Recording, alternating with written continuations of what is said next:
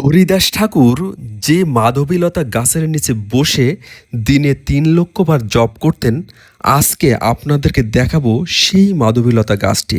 গাছের কি কোনো বয়স হয়, কিংবা গাছ কি সাক্ষী হতে পারে 500 বছরের প্রাচীন কোনো ইতিহাসের?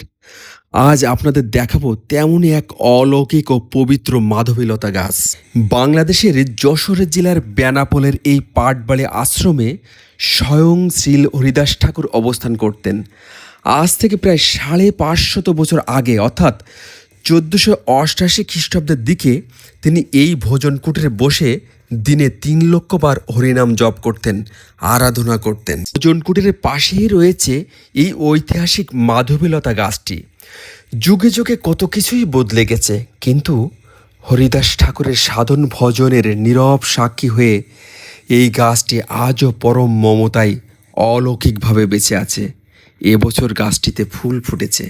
মহাপ্রভুর প্রিয় পার্ষদ হরিদাস ঠাকুরের ছোঁয়া ধন্য এই 500 বছরের প্রাচীন মাধবীলতা গাছটি দর্শন করা সত্যিই এক পরম সৌভাগ্যের বিষয়।